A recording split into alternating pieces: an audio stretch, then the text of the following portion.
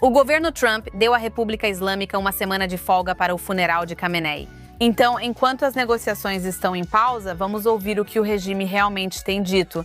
Assassinato por onipotência! Morte à América! Morte à América! Morte à América! Hasik Kosh, Imam e Madad, porque não matam? Isso é uma vergonha para nós! Se não matarmos o assassino do atentado, juro pelo seu sangue que o assassinato do atentado estará sobre nossas cabeças. Com o poder divino, Varamin é o criador do nosso Levante de 15. E suas mulheres corajosas decidiram que, se Deus quiser, vão oferecer uma recompensa para quem matar Trump ou Netanyahu. A recompensa, bem, dos homens e mulheres de Varamin é 100 quilos de ouro. 100 quilos de ouro. Se Deus quiser, em breve chegará a notícia para o povo do Irã de que Trump ou Netanyahu foram eliminados. Bem, você ouviu aí. 100 quilos de ouro para quem matar Netanyahu ou Trump. Então, eles realmente mudaram de atitude aqui, como você pode perceber. Eu sei que também temos um vídeo de Mohammad Ghalibaf, que é o principal negociador no momento, além de presidente do Parlamento da República Islâmica, que disse o seguinte sobre as supostas concessões que a República Islâmica estaria abrindo mão. Vingança pelo sangue do nosso imã é a libertação de Quds. De forma alguma permitiremos acesso a locais que foram bombardeados e danificados. Isso não está de acordo com a lei. Nós trabalhamos com dignidade, juro por Deus, este é o documento da derrota dos Estados Unidos. Prova de que os Estados Unidos foram derrotados. Pois é, aí está, dito pela principal negociadora da República Islâmica. Não parece nada bom. Claro, uma negação clara do que os Estados Unidos afirmaram explicitamente que aconteceria, que eles permitiriam a entrada desses negociadores. Essas cenas horríveis do funeral com gritos de morte à América mostram que as negociações não vão bem para os Estados Unidos. Bellamy, o que você acha do que vimos até agora? Desculpa, perdi a esperança de que qualquer coisa faça sentido agora. E acho que, olhando para a forma como a administração tem lidado com isso, fico com muitas dúvidas. Mas, ao mesmo tempo, quando se trata do Irã, o termo negociar não significa nada, Certo? não significa nada. E o que aconteceu com o lema de não negociar com terroristas? Não. Analisamos o ocorrido em janeiro. Você incentivou as pessoas a irem às ruas e elas foram massacradas. Ainda estão sendo mortas até agora. E então, de repente, para o funeral, eu adoro uma boa pompa. Mas agora vocês estão forçando civis, que até são contra o regime, a comparecerem a um funeral, sabendo que, em termos de imagem, se algo acontecesse, seria como, bem, Israel matou iranianos. A culpa foi toda de Israel. A culpa foi toda dos Estados Unidos. Então, em termos de imagem, foi incrível. O que eu teria adorado, e não vou me segurar para dizer isso, é que eles deveriam simplesmente ter bombardeado o funeral. Mas essa é só a minha opinião. É desconfortável. Eu não sei sobre o look. Mas eu não me importaria com alguns ataques aéreos de precisão. Pelo menos alguns daqueles específicos. Pelo menos direcionados. Sim. Porque se fizer, está ferrada. Se não fizer, também está ferrada. E ainda seremos culpadas pelo resto. Então, se todas vocês vão aparecer, quero dizer, uma situação com um pouco mais de profundidade ou um pouco mais de água teria sido ótimo. Sim, eu não me importaria de ter outra situação como a dos pagers para algumas pessoas que vimos. Sei que havia imagens dos Houthis chegando ao cortejo fúnebre.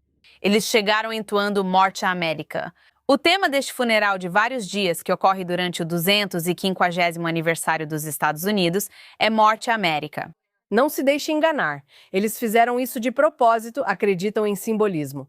Americanos e ocidentais dizem que não tem tanto significado ou intenção no que dizem. Sabe? Morte a Israel, morte à América, nós vamos matar Trump, 100 quilos de ouro pela cabeça do Netanyahu, sabe? Isso não é só uma piada, não é só retórica. Eles fariam isso num piscar de olhos.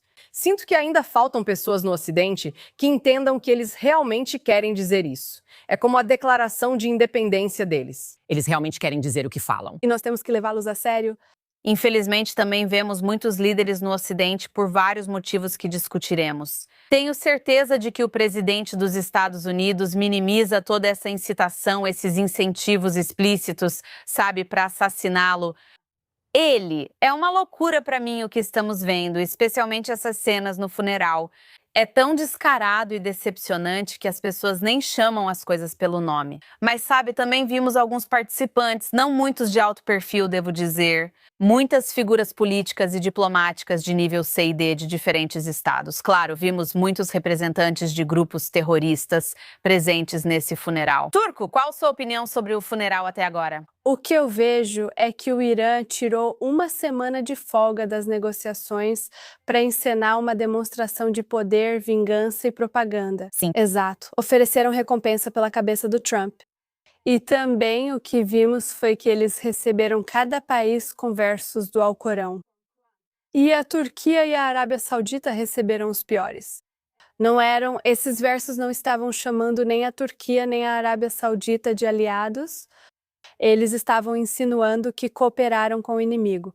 E o Talibã recebe as melhores palavras e eles estavam sendo chamados de aliados. Eles são recebidos como aliados. Então, Eles recebem o Talibã como aliado. Estão dizendo que a Turquia e a Arábia Saudita, por serem sunitas, certo? sunitas. E também acho que, enquanto não sacrificarmos nossos soldados por esse regime maligno, para eles não seremos muçulmanos o suficiente. Certo. Então, eu acho que foi só uma piada esse funeral. E eu não sei o que o Trump está fazendo, né? O que são essas negociações. Basicamente, isso não é uma negociação. Isso é só para o Irã ganhar tempo para reconstruir suas forças e revidar. E é isso que eles estão declarando há meses, desde o começo dos protestos em dezembro. Agora, eu preciso dizer, não tivemos a chance de te apresentar, mas Turku Avci, que na verdade é uma pesquisadora turca e estudante aqui em Israel, tem sido alvo do regime na Turquia. Você já lidou diretamente com algumas dessas pessoas simpáticas do funeral. Mas, Bellamy, quero voltar ao tema das negociações. Afinal, o que estamos fazendo? Se Galiev nega totalmente qualquer inspeção sobre o que estamos negociando, não era para ser só sobre a questão nuclear desde o início? Sim, mas também eu quero voltar para como Trump minimizou o que estava acontecendo e a incitação que estava acontecendo do jeito que está, porque ele foi alvo várias vezes. E sempre foi uma questão de luta. E isso acabou virando, sabe, a cereja do bolo para ele. Quase como se fosse um momento messiânico dele, com sangue escorrendo e o punho erguido no ar, foi realmente algo marcante. Mas como ele se sentiria se Chaz Hezbollah, se outro ataque ou algo parecido acontecesse com ele e a gente minimizasse isso? Como isso soaria se nós, como cidadãos, disséssemos, seríamos menos patriotas? Seríamos agora estamos do lado dos terroristas? Como ele reagiria a isso? Mas agora, voltando às negociações, primeiro de tudo, a palavra não significa absolutamente nada, porque o que estamos fazendo, seguindo em frente, tem que haver algo que seja declarado logo de cara. Ele não está dizendo nada, ele está ganhando tempo. As eleições de meio de mandato estão chegando, tem tantas coisas acontecendo. Quanto à base, ela não está satisfeita com ele. Como vimos com os esquerdistas, também na direita, há pessoas realmente anti-Israel. E não é toda a base republicana, mas as pessoas que realmente importam e aquelas que têm dinheiro suficiente não querem ter nada a ver com Israel. Elas não querem nada com Israel. No início foi ótimo e agora dizem, é curioso você insistir nisso, pois era para ser América em primeiro lugar. Mas o que é a América se não consegue agir com firmeza diante de uma ameaça ao país mais poderoso do mundo? Se você não consegue se posicionar e realmente criar um precedente sobre o que significa colocar alguém na mira, mesmo que seja só com palavras, então eu, como cidadã americana, na verdade não me sinto segura. Sim. Quero dizer, acho que você levantou um ponto interessante, porque eu também, um dos meus primeiros pensamentos quando vi os comentários de Trump foi: que tipo de mensagem isso está passando para outros americanos? Esquece Israel, ok? Você não gosta de Israel? Tudo bem, você não gosta de Israel. Que mensagem isso transmite aos demais aliados dos Estados Unidos e pequenas democracias do mundo? Não importa o que a República Islâmica faça, não importa o que Rússia, China, Coreia do Norte ou outras ditaduras façam. O presidente dos Estados Unidos, líder do mundo livre, não fará nada. E não só isso, ele vai manipular o mundo inteiro e dizer que está tudo bem, quando claramente não está. Quero dizer, eu não sei, pode ser por causa das eleições de meio de mandato. Se ele perder a Câmara e o Senado, terá problemas com sua agenda, seja qual for. Mas quero dizer, isso só acontece em novembro. Falta muito tempo. É muito tempo. E como sabemos, quanto mais isso se arrasta na República Islâmica, mais pessoas morrem. Todos os dias, mais iranianos estão morrendo. Quero dizer, Shoshana, o que você acha? O que está acontecendo nessas negociações? Qual é o objetivo aqui? Então, acho que você fez um ponto muito interessante. E é que não se trata apenas de minimizar a ameaça do regime iraniano, certo? Ao minimizar ou não responder algo tão direto, eles mandaram matá-lo? Foi isso que fizeram, certo? Sim. Então, quando você não responde, está fazendo duas coisas. Primeiro, você está se diminuindo, mas também está minimizando a ameaça que eles representam. Sinto que isso tem sido feito o tempo todo. Se as pessoas não entendem que o regime iraniano é o maior líder mundial em terrorismo, tanto por meio de terceiros quanto diretamente, inclusive contra seu próprio povo, então o que vamos ganhar aqui? As negociações, para mim, são quase uma coisa secundária, porque ao minimizá-las, você está minimizando, sabe, como você disse, a posição do Trump e a ameaça que eles representam para o mundo. Acho que você está cometendo dois erros ao mesmo tempo. Sobre as negociações, não sei se Trump tem algum plano ou carta na manga, ou se algo vai mudar. Sei que agora é perigoso não levá-lo a sério nem responder como se fossem uma ameaça real, e acho isso um grande problema. Como sabemos, a República Islâmica já cometeu várias violações. E vemos esse tipo de olho por olho, sabe? A República Islâmica bombardeia um navio e então os Estados Unidos bombardeiam alguma coisinha do regime. E sabe, aí ouvimos, bem, foi uma resposta proporcional. Por que tanta obsessão com proporcionalidade, não pelo conceito no direito internacional, mas pela ideia de que não se pode derrotar um inimigo? Tipo, eu não quero ser... Isso me lembra daquela cena de West Wing de anos atrás. Você não quer ser proporcional com inimigos, você quer derrotar seu inimigo. E parece que a gente não consegue mais fazer isso. Tipo, há tanta polêmica sobre algo que parece ser básico. Quero dizer, Turgut, qual é a sua opinião sobre as negociações? Eu acho que, sabe, eu parei de acompanhar as negociações porque todos nós sabemos como isso vai acabar. Tipo, desde o começo, mesmo antes da guerra começar, a gente já sabia que era inútil. E o Irã não vai simplesmente seguir nenhum dos acordos que eles assinarem. E é isso que eles declaram para a TV estatal deles, para a TV internacional. Então eu não sei por que nem como Trump confia neles e deixa isso continuar acontecendo. Acho que vamos ver, mas acho que já sei o que vamos ver. Precisa ser uma tática para ganhar tempo. Quer dizer, não sei que outra possibilidade haveria. Sim, a Copa do Mundo está ocorrendo nos Estados Unidos. As pessoas estão muito interessadas e assistindo. Todos pensam, espera, você está certa, não vou conseguir fazer isso. Eu nem assisti nada da Copa do Mundo. Então você é minoria entre as mulheres porque muitas pessoas estão grudadas na televisão. Meus filhos ficam tipo, Marrocos e Canadá estão jogando. Eu fico tipo, e daí? É tão engraçado? Quem liga? Agora o foco mundial é o futebol e, claro, o casamento da Taylor. Claro, como poderíamos esquecer? Fechando Manhattan. Sou fã da Taylor, aliás. Eu também, só para constar. Mas você trouxe algo interessante sobre como, sabe, Trump está apresentando uma representação equivocada do que o regime realmente é. Eu diria que é manipulação psicológica. E isso é algo que ele já fez bastante com outro país sobre o qual eu quero falar hoje.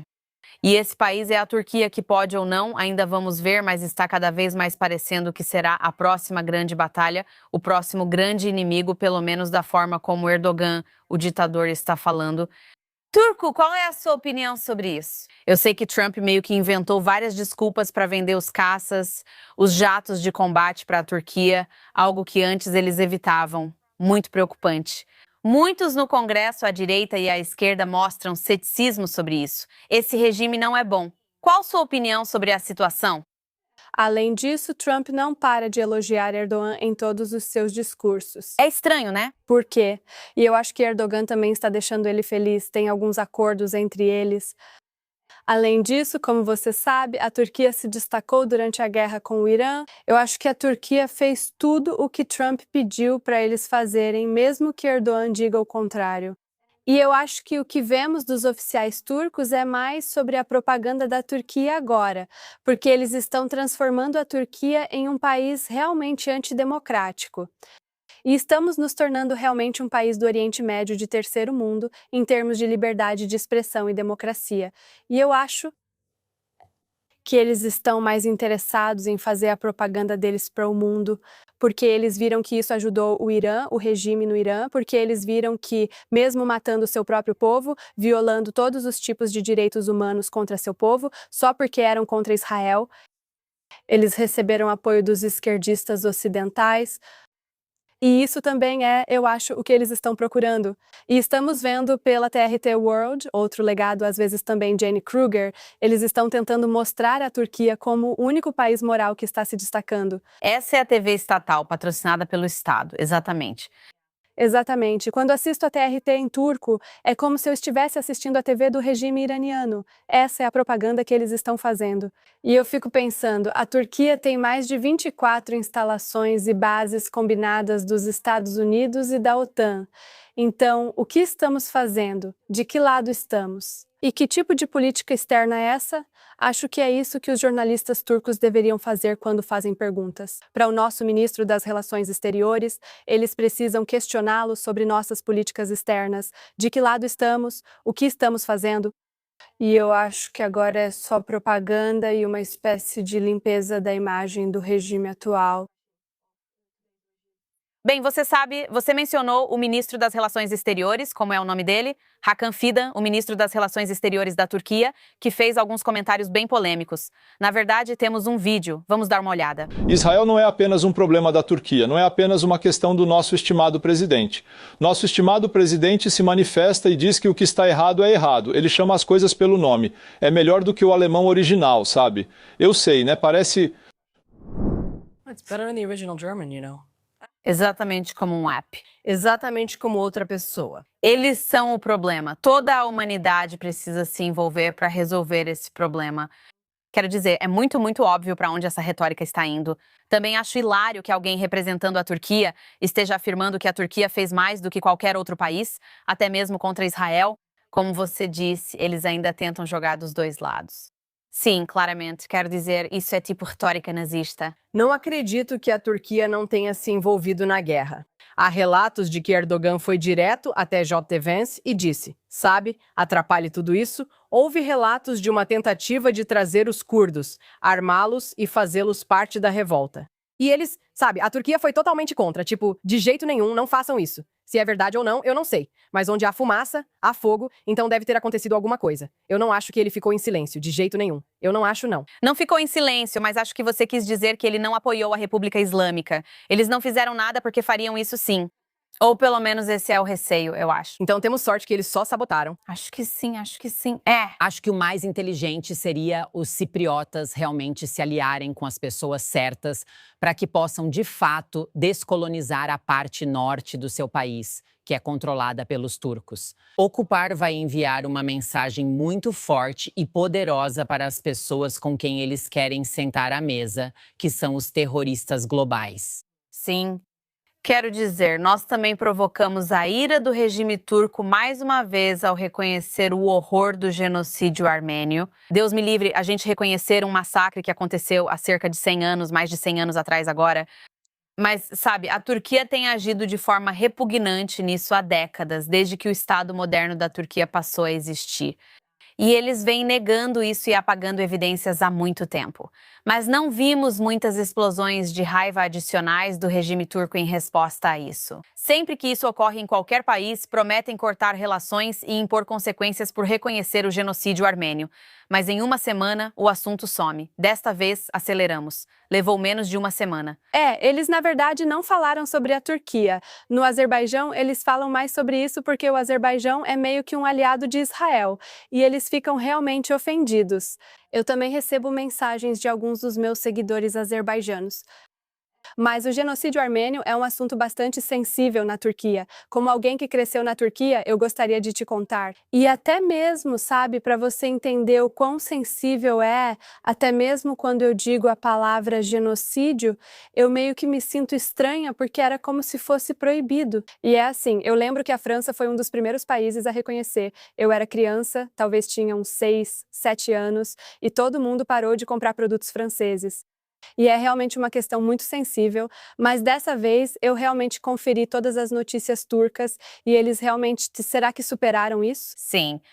Que interessante. Ok, isso é bom. Sei que já foi criminalizado e não podia usar a palavra genocídio, mas depois foram relaxando. Não sei por quanto tempo isso vai continuar, dado o rumo do Erdogan, mas teremos que ver. Tudo bem. Quero passar para um dos nossos quadros mais populares e favoritos: Heróis e Canalhas. Claro, vamos começar com os nossos canalhas, dos quais não há escassez essa semana. Parece que nos últimos anos realmente não há escassez de canalhas. Mas vamos deixar você começar. Você nos deixou começar a canalice de hoje? Turco, quem você escolheu? Acho que não vai ser surpresa. É o ministro das Relações Exteriores do meu país, Hakan Fidan. Mais uma vez, como ele faz toda semana, ele ameaçou Israel, ele falou mal de Israel. E ele se esquece que o povo turco está esperando que ele responda aos milhares de problemas que temos. E ele só escolhe falar sobre uma ameaça que não existe. Eles começaram esse conflito ameaçando Israel desde 7 de outubro, toda semana, depois de cada oração de sexta-feira, eles clamam pela destruição de Israel. E então eles criaram um conflito que não existe. E ele esqueceu que assinou o plano de paz da fronteira de Gaza, que garante a segurança de Israel e o desarmamento do Hamas em Gaza. Mas agora estou realmente confusa. Ele assinou ao lado do Trump. Eles estavam sentados juntos e, inacreditável, assinou o acordo. E não tenho certeza em qual versão de Hakan Fidan devemos confiar como povo turco. O Hakan Fidan que ameaça Israel toda semana ou o Hakan Fidan que garante a segurança de Israel e desarma o Hamas? Estamos hospedando o Hamas, que está virando uma base, e ninguém questiona isso. Ninguém pergunta isso ao Hakan Fidan, nem mesmo o nosso líder da oposição. E eu gostaria de lembrar vocês quem é o Hamas. O Hamas é a extensão da Irmandade Muçulmana, e a Irmandade Muçulmana foi. A Irmandade Muçulmana foi criada para se vingar da República da Turquia e das revoluções de Atatürk na Turquia, porque depois que Atatürk estabeleceu uma constituição secular, ele aboliu o califado. E depois que ele aboliu essa instituição, nenhum país árabe ou muçulmano concordou em restabelecer essa instituição porque ela era inútil. E naquela época, o líder da Irmandade Muçulmana, Hassan al-Banna, criou a Irmandade Muçulmana para se vingar da República Turca secular. E hoje eles estão fazendo da Turquia sua base e estão se vingando. Estamos perdendo a República Turca moderna e democrática. Está se tornando um país como a Irmandade Muçulmana gostaria, e eu acho que essa é a verdadeira ameaça. A verdadeira ameaça não é Israel, nunca foi Israel. E quando eu leio os comentários no Middle East Eye ou TRT World desses esquerdistas ocidentais que às vezes elogiam Erdogan, eu fico chocada. Tipo, literalmente todos os rivais dele estão na prisão agora. Sim. Eu fiquei tipo, ok. E tipo, só porque ele é contra, só porque ele ameaça a soberania de outro país, agora a gente precisa elogiar ele. Então, também, eu acredito que você também foi ameaçada por... Sim. Esqueci de mencionar. Agora é algo natural. Você é uma mulher requisitada. Por que está com problemas? Por uma série de insultos ao presidente Recep Tayyip Erdogan. Certo, bem, Kolokolov. Muito bem. Uma salva de palmas. É realmente uma conquista, sim. Uau! Certo, Shana, quem é seu canalha da semana? De um país para outro que desmorona? Esta semana, estou criticando o Partido Democrata por causa do que se tornou uma conversa aceitável dentro desse partido, que ser judeu é um problema. Durante a conversa da CNN sobre possíveis candidatos presidenciais democratas, uma participante sugeriu que o senador Jon Ossoff poderia ser a democrata que pode encontrar o equilíbrio porque, mesmo sendo judeu, ele é muito crítico ao governo israelense. E outra participante, Alex Mickelson, disse que, como judia, algumas pessoas parecem um pouco mais judias do que outras. E Jon Ossoff talvez não pareça tão judeu quanto Josh Shapiro. Mas sobre essa questão judaica, porque, então, para concluir, eu ia dizer que ele é judeu. Ele pode ser o democrata que consegue encontrar o equilíbrio. Apesar de judeu, ele critica fortemente o governo israelense e Benjamin Netanyahu, sendo muito respeitado no tema. Então é possível que eu ache que ele possa ocupar esse espaço entre os dois extremos do Partido Democrata. Pergunte ao Scott Weiner se está funcionando para ele. Sim, como judeu, algumas pessoas parecem mais judias que outras. Jon Ossoff talvez não pareça tão judeu quanto Josh Shapiro, seja lá o que isso signifique. O que diabos está acontecendo aqui? Ele é menos judeu que esse cara, então talvez seja eleito democraticamente. Alô? Não debatemos política, opiniões ou plataformas, apenas se o nariz de alguém é grande ou pequeno o suficiente para não ser considerado judeu e ser eleito. Você imaginaria dizer isso sobre outra minoria? Alguém falaria que um candidato muçulmano deveria ser menos muçulmano ou que um candidato negro deveria ser menos negro? Alguém sugeriu que Elon tirasse o hijab ou que Tlaib abrisse mão da herança palestina? Essas deputadas democratas chamam Israel de apartheid e não condenam claramente o terror do Hamas, o que é visto como aceitável.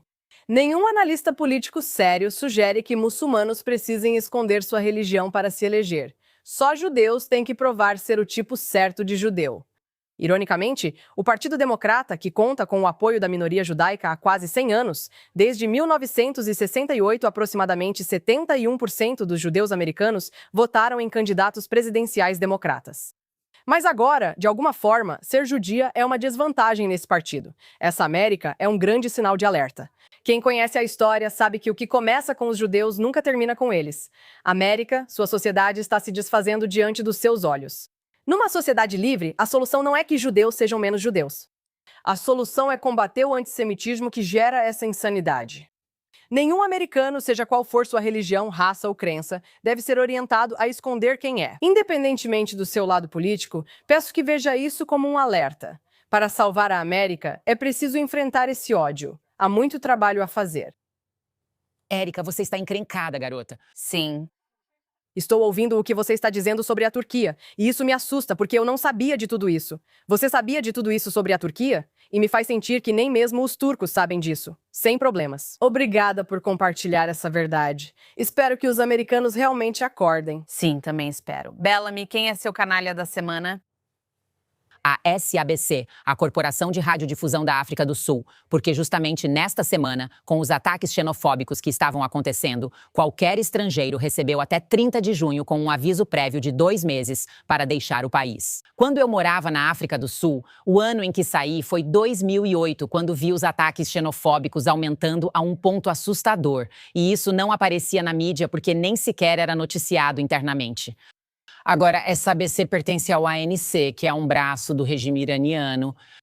Então, quem não consegue juntar todas essas informações, não me surpreende, porque basicamente é administrada como a Al Jazeera nesse momento. Agora, também está sendo dito por outras publicações que a marcha organizada por esses, você sabe, civis, que basicamente iam linchar pessoas em suas casas. Até mesmo pessoas que são cidadãs sul-africanas que simplesmente foram naturalizadas, foram mandadas embora ou então sairiam em caixões. Então, se você tem uma ameaça dessas acontecendo, precisamos descobrir como Israel é o culpado, porque agora a culpa é de Israel. O que me deixou irritada nisso foi a raiva seletiva de todo mundo. E as pessoas diziam, mas a gente não sabe nada sobre isso. E eu respondia, exatamente. Mas quando pessoas como eu continuam dizendo, você precisa olhar e você precisa ouvir. Você precisa olhar e você precisa ouvir, porque isso vai acabar se voltando contra a gente. Porque olha o que está acontecendo agora. Israel é o culpado. O que nós temos a ver com os ataques xenofóbicos em um país que já nos odeia, nos chama de estado de apartheid, mas eles são recebidos com tapete vermelho, dizendo para todos os outros estrangeiros saírem do país porque não pertencem lá. É uma loucura. É como se alguém realmente dissesse isso para mim, e ela mostrou as mensagens que recebeu, sempre de pessoas judias defendendo as suas. Trabalhadores são como família para ela. O jardineiro estava em sua casa. Ela teve que preparar um lugar para ele na casa dela, mandar a babá para a casa da mãe dela, porque não era seguro para eles voltarem para onde moram só por precaução. Com um filho tendo que mandar mensagem para o pai, que é o jardineiro dela, dizendo: onde quer que você esteja, fique aí. Eu só estava checando se você está seguro. Eles acabaram de matar 2 pessoas. A SABC nem se deu ao trabalho de ir até o bairro porque, seja lá o que for que as pessoas de fora não saibam, ninguém precisa saber. Pessoas realmente morreram. Pessoas morreram, mas isso não será noticiado. O que ocorreu na África do Sul é um verdadeiro absurdo. Segundo sua Constituição, o país deveria ser um dos que mais valoriza e protege a liberdade. E é simplesmente o jeito que o ANC comunista destruiu o país, baseado em vitimismo e sentimento de direito, oprimindo os outros ao invés de construir algo produtivo. É muito decepcionante ver isso. Tanto potencial desperdiçado na África do Sul. E você está absolutamente certa. Eles têm fortes laços com a República Islâmica, não só nessa frente, mas também em nível governamental. Também vemos que a Irancell está trabalhando com a ATN, uma das principais fornecedoras sul-africanas, a MTN. Eles possuem, acho que uma participação minoritária, 49% de uma das principais provedoras de internet no Irã, que ficou fora do ar por mais tempo do que nunca. E não houve resposta, nenhuma declaração, nada da MTN, nenhum comentário. Então eles estão envolvidos nisso. As mãos deles estão sujas em toda essa questão que está acontecendo no Irã. É uma cena muito decepcionante de se ver. Vamos encerrar os canalhas com o meu canalha da semana. E sabe, na última quinta-feira completamos 1000 dias desde o massacre de 7 de outubro. Na verdade, uma invasão do Estado soberano de Israel vinda do outro lado da fronteira de Gaza. E o sequestro de 251 pessoas, o massacre de mais de 1.200 pessoas só naquele dia. Um dia terrível, terrível, terrível para todo o povo judeu e que desencadeou uma onda de antissemitismo com a qual ainda estamos lidando, algo realmente sem precedentes desde a época, pelo menos desde a época do Holocausto, na década de 1930, acho que é mais ou menos onde estamos hoje. Pela primeira vez, na última quinta-feira, assisti a algumas imagens do dia 7 de outubro que vinha evitando de propósito. Porque é muito, muito difícil e emocionalmente desgastante assistir e ver esse conteúdo, apesar de já ter visto tudo antes. Eu vi em tempo real e, claro, eu relatei sobre isso no noticiário. Mas, dito isso, o que mais me abalou nesse dia não foi, na verdade, rever algumas das imagens que já vimos. Na verdade, foi a resposta que vimos do lado palestino e do movimento Palestina Livre. Porque eles usaram esse dia, 1000 dias desde a invasão de Israel em 7 de outubro, para afirmar que já se passaram 1000 dias desde que o genocídio dos palestinos começou. Quero destacar para quem está assistindo que Israel não respondeu às ações de 7 de outubro até o dia 27 de outubro. Não houve operação terrestre. Nada aconteceu dentro de Gaza. Não havia absolutamente nenhum israelense dentro de Gaza nos dias 7, 6, 5 ou 4 de outubro, exceto aqueles que já estavam sendo mantidos como reféns na época, e ainda havia alguns mesmo antes da grande onda de sequestros. Então, olhar para esse evento e dizer que isso marca o início de um genocídio palestino é incrivelmente insensível e também uma ignorância intencional em relação à forma como você está analisando a história. E isso realmente mostra como toda essa causa, o Palestina Livre, um culto da morte, está tentando distorcer a narrativa histórica. Voltando desde o início do povo judeu, alegando que o povo judeu não é daqui e que eles são colonizadores e que são invasores europeus ou algo assim. Na verdade, os árabes vieram para cá como colonizadores. Isso não significa que deva ou não haver um Estado, pois esse é outro debate. Mas se olharmos para a história, os judeus são daqui, os árabes palestinos que conhecemos hoje não são. Agora, isso é um fato histórico, mas em vez de reconhecer e negociar a partir disso, vemos repetidamente a história sendo reescrita. Isso não é diferente. Eles vão passar a eternidade reclamando que o genocídio palestino começou em 7 de outubro, quando, na realidade, foi uma tentativa de genocídio do povo judeu e do Estado judeu. E eu estou cansada dessa besteira revisionista. Estou cansada de ninguém denunciar isso. E é um tapa na cara inacreditável para todos que sobreviveram a esse massacre, para os reféns que voltaram para casa, para os soldados que lutaram contra as táticas nojentas, jihadistas e violadoras dos direitos humanos do Hamas dentro de Gaza. É inacreditável, é como jogar sal na ferida. E eu simplesmente estou de saco cheio disso. Então toda essa causa palestina e todos que estão dizendo que o genocídio palestino começou na última quinta-feira ou 1000 dias atrás na última quinta-feira. Eu já cansei de vocês. Vocês são os meus canalhas da semana. Canalhas merecidos, horrível. Vi um pouco e pensei, hoje não dá, não consigo lidar. Ridículo. Tipo, estou revisitando o livro da Alicia Robbie e isso me deixa ainda mais chateada, porque ler sobre o que alguém estava passando e ainda assim olhar para seus captores com bondade, educando-os, conversando com eles. E é isso que você vai dizer do seu lugar maravilhoso em algum canto de Santa Bárbara. Porque, sabe, libertar as pessoas. O Jan é genocídio. Eu não suporto as pessoas. De verdade, não suporto. É ridículo. Quero dizer, não sei como você pode olhar as imagens de 7 de outubro e ver milhares de palestinos de Gaza nas ruas com barras de metal e paus, batendo nos nossos reféns na traseira de caminhonetes. Quem pode assistir a isso e dizer, eles são as vítimas? O quê? Tipo, é simplesmente está além da compreensão. É uma inversão da verdade. É uma inversão. E eles sabem. É tão descarado, mas continuam. É loucura. Mas queremos terminar numa nota positiva, como sempre. Não sei, Bellamy, quer começar com seu herói da semana? Bem, meus heróis são heróis, mas a principal pessoa em quem vou focar é Yuval Rafael, que representou Israel no Eurovision no ano passado. Mas eu estava nos Jogos da Macabíada. Obrigada a todos que vieram para Israel para os Jogos da Macabíada. O estádio estava cheio de alegria ao ver os pais. O que são os Jogos da Macabíada? Os Jogos da Macabíada. Eu gosto de chamar de nossa versão das Olimpíadas, tá? Tem uma tocha, tem tudo. Mas ver todos esses países vindo de todas as partes do mundo para competir em uma série de modalidades esportivas. E em um momento em que eu estava tão assustada com os jovens tendo que esconder quem são como judeus. E ver eles, países como Argentina, Brasil, Zimbábue, entrando orgulhosamente no estádio com sua bandeira e olhando para todos os lados, gritando e dizendo Am Israel Chai, me deu arrepios. Mas quando Yuval Rafael cantou Rise Up, ela cantou Rise Up da Andra Day e começou bem devagar. Mas no auge disso, até quando começaram os fogos de artifício, comecei a chorar. Acho que só chorei em público 2 vezes, certo? Eu coloco um alarme para parar de chorar e faço isso em privado. Mas eu simplesmente comecei a soluçar porque me senti tão orgulhosa de estar sentada em Israel, cercada por pessoas que escolheram vir para Israel, que quiseram vir, de realmente terem orgulho de quem são como judeus, mas também de fazerem isso em Israel quando o resto do mundo realmente nos odeia. Vamos ser sinceras, não é antipatia, eles nos odeiam. Mas tudo bem, porque não havia ninguém falando sobre política ou qualquer outra coisa naquele estádio. Era o que eu chamaria de alegria judaica elevada ao extremo.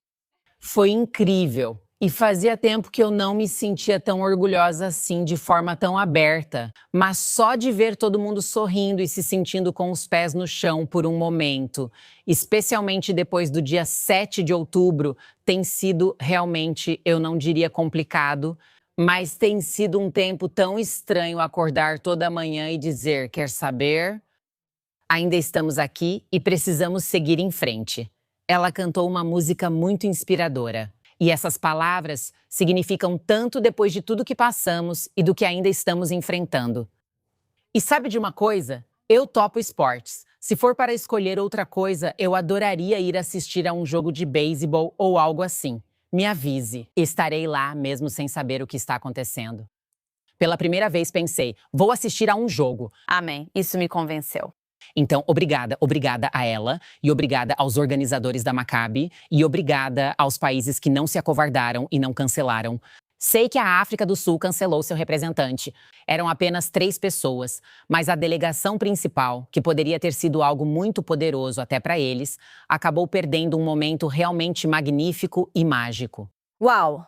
Uau! Não é só você, todos. Rafaela também é excepcional. Ela sobreviveu em Nova, escondida sob corpos mortos naquele abrigo da morte, como dizem. Cenas horríveis. Entrevistar a Rafaela foi difícil até pra mim. Eu pensava, como ela consegue estar tão calma? Mas ela é incrível. Uau! A força, a postura e a coragem dela. É realmente impressionante. É com certeza. Xoxana, quem é a sua heroína da semana? Ok. A escolha da minha heroína vai ser um pouco pesada, meninas. Peço desculpas, mas preciso usar minha plataforma para conscientizar sobre isso. Minha heroína são os nigerianos que estão se manifestando em nome de suas comunidades cristãs que estão sendo massacradas e assassinadas. Sei que é difícil, mas gostaria muito que assistissem isso comigo.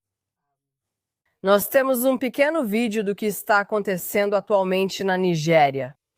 Este é o retorno de, se não me engano, 15 fiéis. Aqueles que não foram mortos em sua igreja foram sequestrados e mantidos em cativeiro por 67 dias. Há relatos de tortura, estupro coletivo e fome. E eu estava assistindo a esse vídeo esta manhã e essas mulheres nem conseguem sair da van com as próprias pernas. E eu sinto muito fortemente que o mundo tem tanta paixão, tanta raiva e tanta fúria em relação ao genocídio em Gaza. E eu não acho que nenhuma guerra deva ser tratada com leveza. Nenhum conflito deve ser tratado com leveza. Mas isso está acontecendo agora com cristãos negros na África. E ninguém se importa. E você tem pessoas que estão desesperadas pela atenção do Trump e desesperadas, elas estão clamando para Israel e para o Trump salvá-las. Acho que devemos apenas assistir primeiro e depois podemos conversar um pouco sobre isso.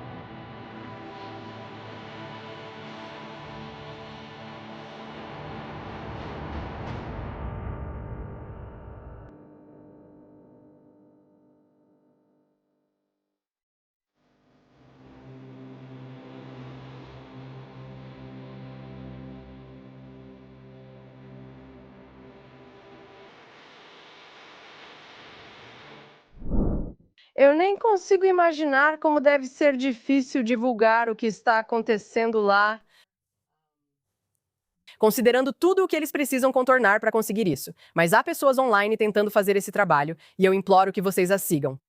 E quando eles fizerem um chamado para agir, seja lá o que for, escreva para o seu deputado, para o seu senador. Isso precisa ser resolvido. Sabe, talvez Colin Candace ou Megyn Kelly, que tem tanto a dizer, mas não dizem nada sobre isso. Tucker Carlson, talvez até Erika Kirk. Talvez Erika Kirk pudesse dizer alguma coisa. Eu nem consigo falar. Eu vejo algo assim e sinto que o mundo está silencioso demais. E isso está acontecendo em toda a Nigéria. Igrejas e vilarejos cristãos são atacados, pastores assassinados e crianças feitas reféns por dinheiro, e em nome da jihad. Peço desculpas a todos. Essa é uma história triste de um herói, mas você também pode ser um herói ajudando essas pessoas da Nigéria. Se você já quis saber qual foi o maior fracasso das Nações Unidas, foi esse, e não teve relação com Israel. Sim. Porque quando eu crescia, foi com esse tipo de vídeo que eles sustentaram a organização inteira. E não uma palavra deles sobre o que está acontecendo. Você está certa. Nenhuma palavra. Você está certa. Sim, eu cresci assistindo vídeos sobre a África e, sabe, salve uma criança ou seja lá o que fosse. E eu não sei, você está certa. Eu não sei onde eles estão. Então, ONU, isso é um chamado para vocês também. Onde vocês estão? É revoltante. O massacre de cristãos já ocorre há tempos na Nigéria e quase não ouvimos falar. E não se limita só a esse país. Quero dizer, vemos uma perseguição em larga escala contra cristãos, especialmente no Oriente Médio. Há anos vemos os coptas sofrendo nas mãos de islamistas egípcios. Vemos mais recentemente o que está acontecendo com os drusos na Síria e também com algumas comunidades cristãs lá na Síria. Só na semana passada vimos a República Islâmica reprimindo cristãos dentro do Irã. Então, realmente existe uma guerra jihadista não só contra judeus. Os judeus estão apenas na primeira linha, mas toda a civilização ocidental, incluindo e especialmente o cristianismo, também está sob ataque. E é algo muito, muito perturbador ver não só que isso está acontecendo, mas que o mundo parece não se importar. Não. Eles estão muito preocupados Com o único Estado judeu. Sim, absolutamente. Bem, é um herói importante, mesmo que seja difícil de assistir e de pensar sobre isso, mas nós devemos. Turco, qual o seu herói da semana? Meu herói desta semana é Joseph Aoun, presidente do Líbano. E como você sabe, esta semana a anistia. Como se pronuncia o nome deles? Anistia. Anistia, sim. A Anistia Internacional e outras 5 ONGs condenaram o acordo entre Israel e Líbano. Esta organização de direitos humanos condenou o acordo de paz entre a Anistia Internacional, condenou o... Sim, eu li a série ontem, sim, série. E eles afirmam, eles são literalmente a favor do Hezbollah? Está no site deles e eles literalmente destacaram, dizendo que trai as vítimas de crimes de guerra. Vi isso ontem à noite enquanto procurava meu herói e não conseguia acreditar. Eu entrei no site da Anistia Internacional e isso é realmente uau. Sim. Então, aparentemente, essa organização de direitos humanos não quer paz. Eles querem que o Hezbollah ocupe o Líbano, e isso é inacreditável para mim porque, quando eu estava no ensino médio, meu sonho era trabalhar em uma dessas organizações de direitos humanos. Eu era jovem e ingênua, eu não sabia de nada. Mas é realmente interessante ver como eles ignoram completamente o envolvimento do Irã no Líbano e como influencia a vida do povo libanês. E o que eu vejo é que o Hezbollah sequestrou o Líbano, o povo libanês e sua soberania. E é simplesmente, eu não sei como eles ainda conseguem, eles têm essa ousadia de dizer que é uma traição às vítimas de crimes de guerra. Mas Joseph Aoun se posicionou e ele tem sido muito resoluto. No geral, sim, ele é? Ele defendeu o acordo e acho que ele é meu herói. Porque finalmente alguém está defendendo o povo libanês e a soberania, e alguém simplesmente não está ficando em silêncio, não tem medo. Também vimos o Hezbollah nas ruas do Líbano, e eles meio que estavam se mobilizando.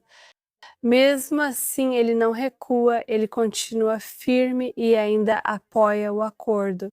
E eu realmente espero ver a paz entre o Líbano e Israel em breve. Todos esperamos, seria ótimo. Sim, fico feliz que Joseph Aoun esteja fazendo o melhor que pode. E por isso ele é meu herói.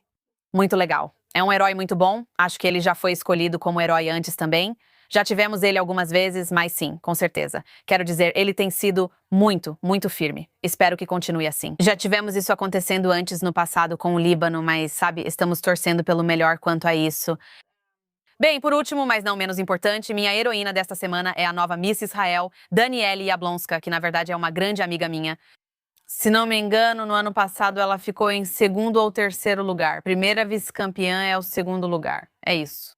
Ela já representava Israel há muitos anos como ativista, fazendo um trabalho incrível e orgulhosamente representando a comunidade judaica e o Estado de Israel desde que se mudou para cá. Ela fez Aliyah. Fiquei muito feliz ao ver que ela foi anunciada como candidata ao Miss Universo esta semana. Ela fará um trabalho incrível.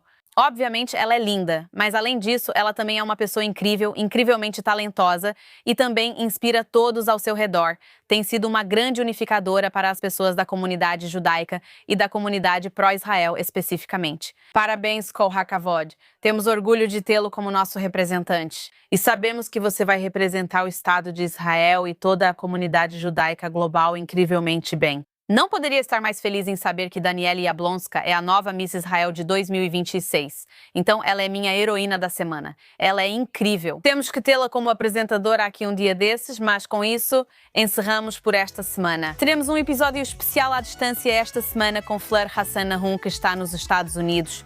Fiquem ligados mais tarde nesta semana. E até lá, obrigada por assistir à JNS TV.